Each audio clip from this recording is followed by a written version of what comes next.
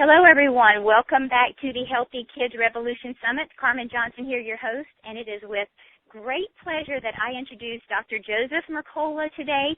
Many of you know who he is, and you have been following him religiously on Mercola.com. If you have not been exposed to Dr. Mercola, please go see the information he's sharing. He is a New York Times best-selling author. Dr. Mercola, you were voted in 2009 as the ultimate wellness game changer by Huffington Post. You're a national media figure and have a tremendous following. So I would love to thank you from the bottom of my heart for sharing your time to help all the parents on the line learn how to get their kids healthy. So thank you for joining us today. Oh, you're welcome. Thank you for having me. So, if you don't mind me just laying a little bit of groundwork for you to understand what the listeners have learned before hearing what you're going to talk about today, which are the dangers of artificial sweeteners.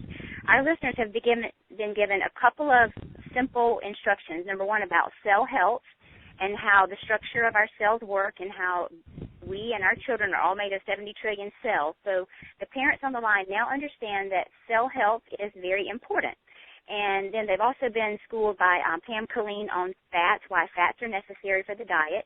And then Frida Moonkoch also talked about sugars. And so for you to round out this trilogy of the three really super important things for us to think about, sugars, fats, and toxins, that's where I would love to bring you in for you to share your knowledge. Oh, great. So what are artificial sweeteners? Can you help us get a handle on that? They are just that. They're artificial chemicals. They're all synthetic. They're made by man, and they're designed to enhance the taste of food so people will buy more of it. People have a sweet tooth. So some of the most common ones are aspartame, which is also known as NutraSweet or Equal, and then the newer one is sucralose or Splenda, which are very cleverly marketed and have actually gone through a formal approval process, which is maybe some of your listeners have heard before, or read about, but it's really quite deceptive and how these products were allowed to go into the marketplace. But I think it's, typically anytime you find a no sugar or diet product, somewhere hidden in there is going to be one of these artificial sweeteners. So it's probably best to avoid anything that's diet or no sugar products. And when you're in the store or at a restaurant, that's probably just a good overall thing. Because these chemicals are actually far more dangerous than regular sugar. If you're going to indulge and you want to satisfy your sweet tooth, then just have regular sugar. It's far safer. And so I think that's what the parents, and especially, myself as a parent, I want to know I'm thin, and so I think, this is what I need to be consuming because it's going to keep the weight off. But again, what are the ramifications? Sure. Why do we need to eliminate these?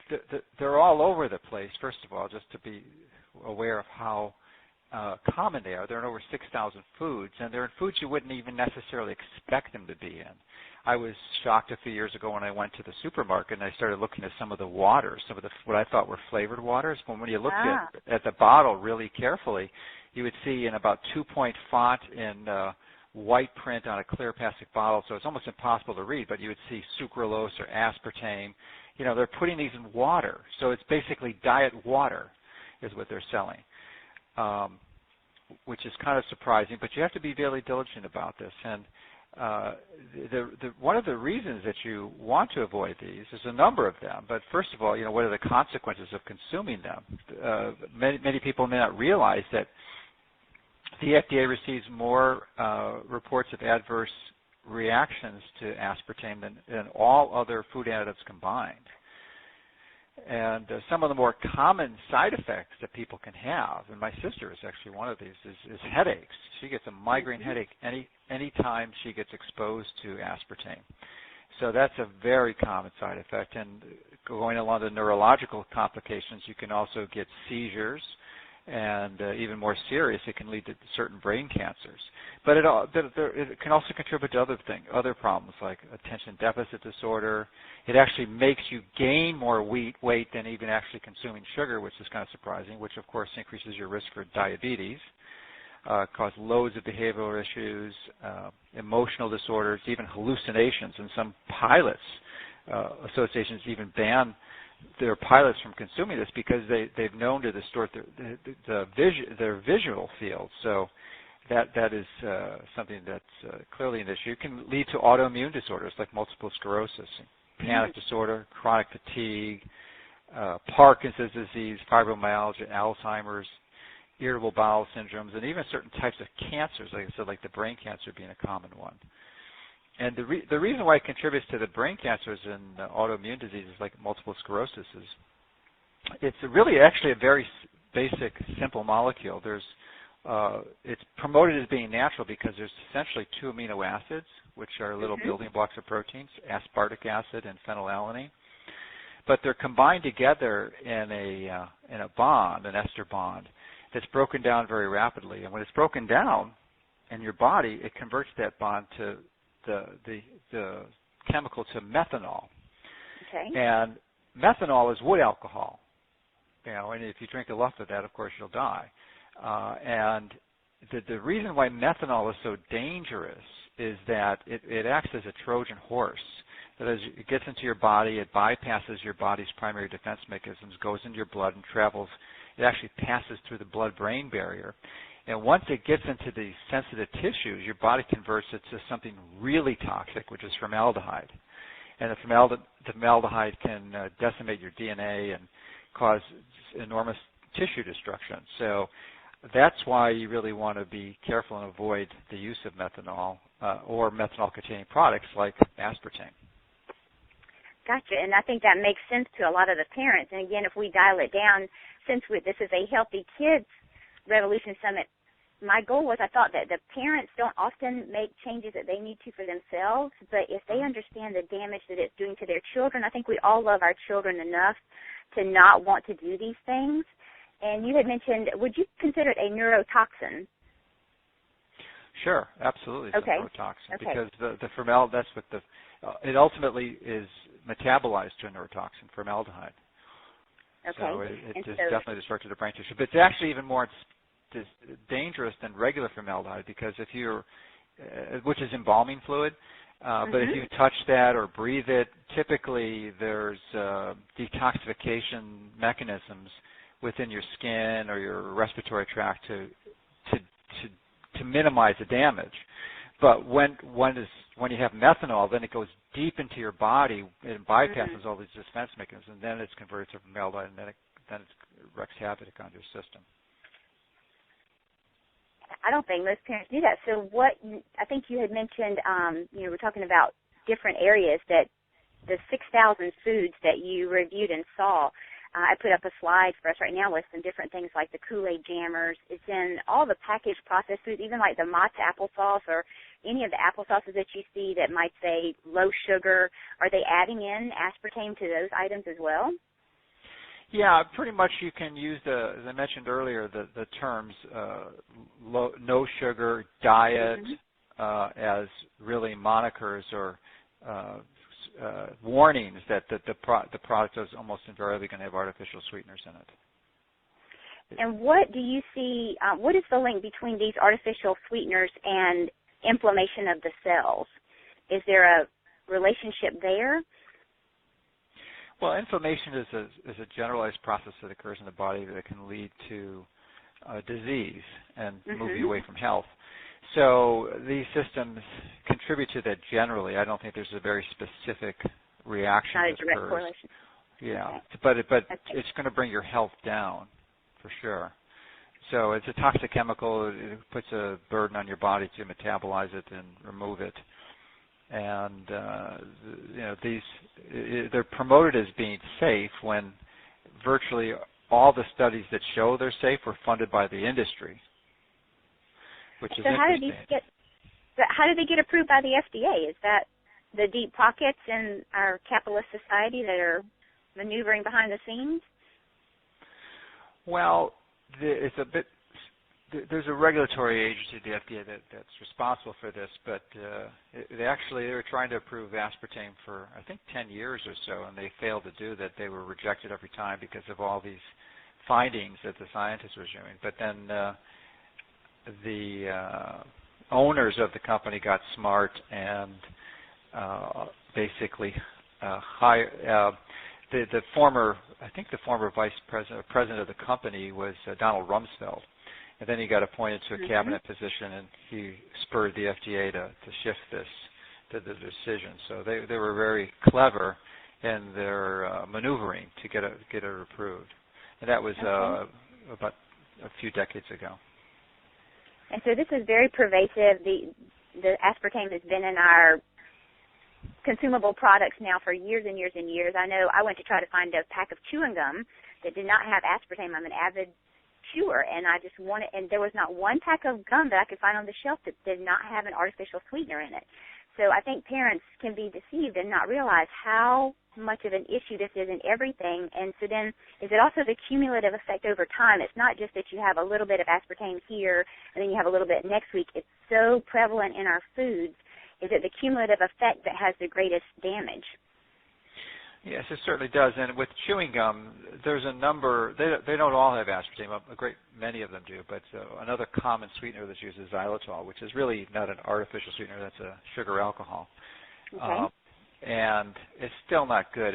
But I generally, even if you had a healthy chewing gum that was flavored with sugar or sweetened with sugar, I don't think chewing gum is a really good idea for a long term, because what happens there, it's very unnatural. I mean, the reason you chew is to digest your food, and that's a very helpful process. But and there's some complex neurology going on. There's a feedback that goes between your chewing in your mouth and the nerves leading to your stomach. So then every time you're chewing, you're stimulating digestive enzymes.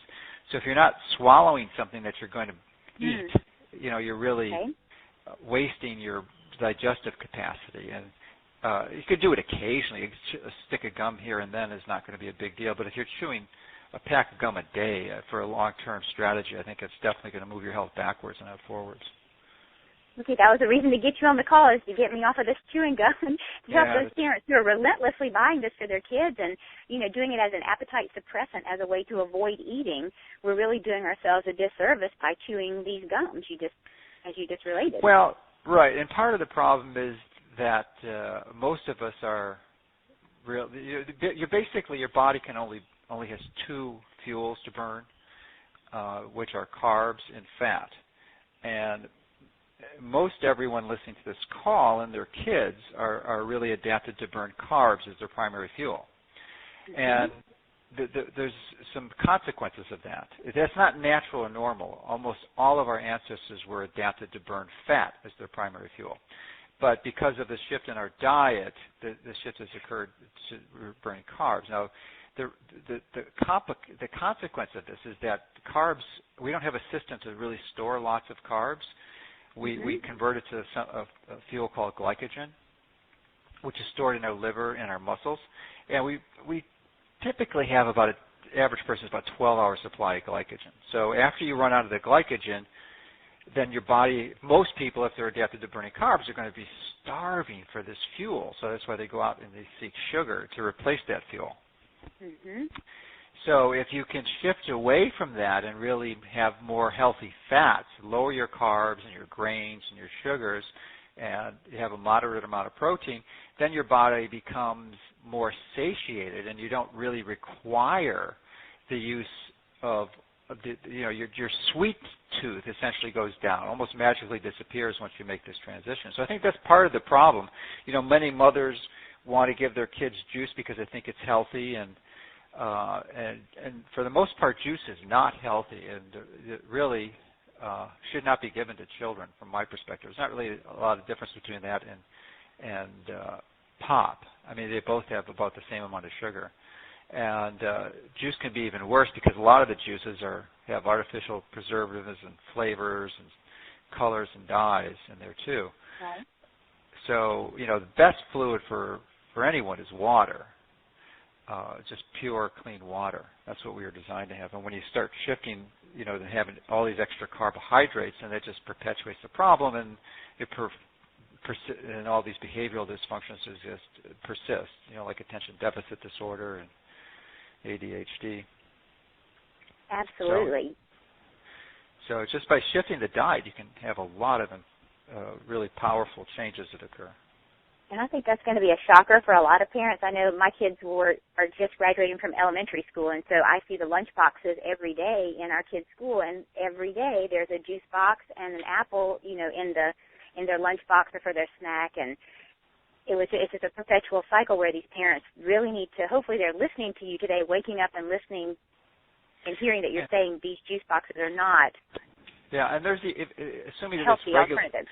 Assuming they have real juice in there, because a lot of these don't Right. have really any juice at all, but assuming there's real juice in there, there's even another complication because fruits and vegetables have methanol in them. It's normal. It occurs in nature, but it's not dangerous in fresh fruits and vegetables because it's bound really firmly to fibers like pectin. Okay. But once you break it down and you juice it, then that binding starts to dissociate, especially even if it's in glass or plastic or a juice box. So the longer you have real juice that's been juiced, the more dissociation occurs. So in many ways, and you have free methanol floating in these products. So in many ways, it's almost as dangerous as the artificial sweeteners, because that's the main toxicity is this methanol. That's in there, and you could actually measure it. It's pretty easy to measure, but it's there. So if you're going to have fruits, fruits are okay as long as they're in moderation, but you should have the whole fruit with all the fiber. That's going to be far better than a juice. Even if you had freshly squeezed the juice, I mean, it's going to be better than most, but still, it's best to have the whole fruit. Absolutely, and to again circulate on the perimeters of the grocery store. Eat things from your local farmers markets that haven't been processed, because most all of our processed packaged foods have these awful artificial ingredients. And so what should parents do? Do you have a couple of recommendations that you could make as far as what actions parents should take to eliminate these things from their children's diet? Well, it needs to be done lovingly, of course, and done in a way that depends on the age of your child, but ultimately that they're in control. Anyone listening to this has the power to either purchase these or avoid them.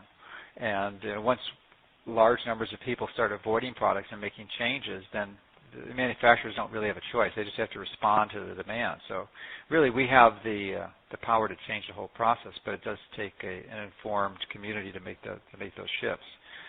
So that's the first step, is to stop purchasing these things, and then educate your friends and relatives.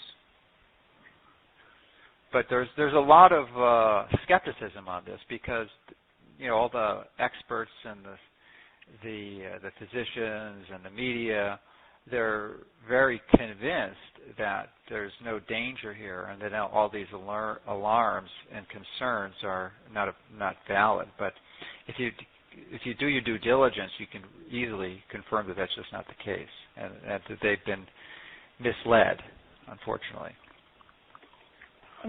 I'd love to also give people some reference sources to go back to, and as I was on your website looking at different things about aspartame, I saw that you mentioned the powerful documentary that's called Sweet Misery.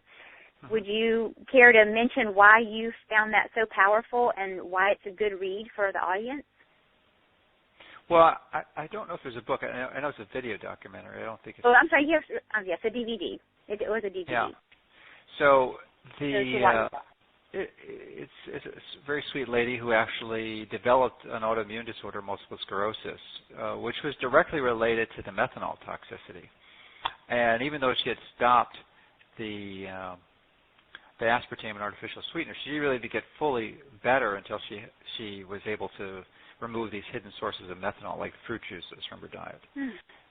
So it's a powerful, it just documents her journey through this, and it's really eye-opening. She has some very powerful interviews with some of the leaders in the field, like Dr. Blaylock and some of a few other physicians who were really did a lot of the pioneering work in uncovering some of the dangers of this. So it's really, really eye-opening. Excellent. People can find that on your website on Mercola.com. And then your book, you had mentioned in one of your videos, it took you about 2 years to put together Sweet Deception. And can you tell us what your findings in that? Well, essentially, that Splenda is not everything is promoted to be. It's not certainly not as safe as they say it is. But that is a book that I think I had 5 or 6 people helping me put together, and when we were getting ready to publish it, we got a 15 or 20-page letter from a New York law firm threatening us with a big legal lawsuit if we decided to publish it. But so we were extra diligent about our references, and we published it, and they never sued us because it was all true.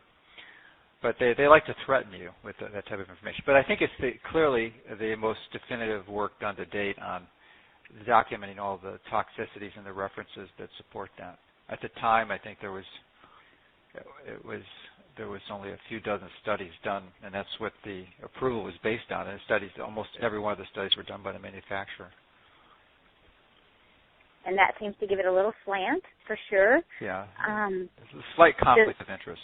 Yeah, I think so. And then the last question I have for you, because you've been so generous with your time, and I know I struggle with too. I have people coming up to me all the time as a health coach, and they expect me to know everything, and that's why there's a summit that has all kinds of different experts like yourself donating their time to add to the collective intelligence. But what about natural sweeteners? Like the things that I think we've mentioned xylitol together, but then I thought I heard you say that maybe that wasn't a good alternative. Well, of all the sugar alcohols, it's the safest, and in small quantities it's okay. Certainly safer than any of the artificial sweeteners. But I think better options would be stevia.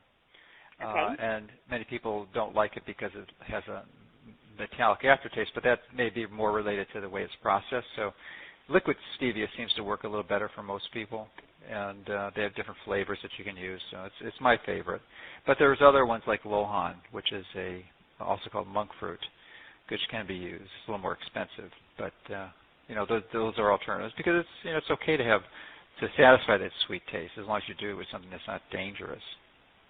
And Truvia and Pure Via, are those also stevia-related products?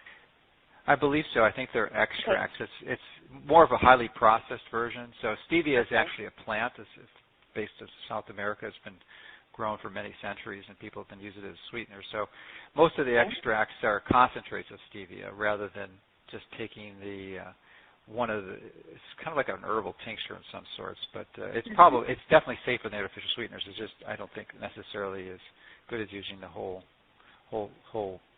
plant or product. Okay, wonderful. And so is there any other last thoughts that you'd like to share with our parents as you think about how they venture out in this world to raise their healthy eaters? Any last things you'd like to share? Well, it's not a simple process. Of course, there's a lot of complexities involved, so I think you need to be plugged into a regular source of information that reviews this and keeps you current and really goes into more details. And I put together a website in 1997, which is 16 years ago now, or 17 years. So we've been doing this for a long time, and we're actually the most visited natural health website in the world. So we compile lots of information. So if you have questions about any other topic, you can just go to our search engine at the top of every page and then type in a topic, and you can get more information, more details, usually dozens if not hundreds of articles that we've previously written on the topic. So, and then we have a daily newsletter too that compiles the current research and the new findings, because it's an evolving science. We are finding more and more information every day, and some of the deceptions and the frauds and misrepresentation that industry is using to deceive you and your family. I think that was a great answer, and definitely it is to go back to your website. You are a valuable resource. You're a trusted resource.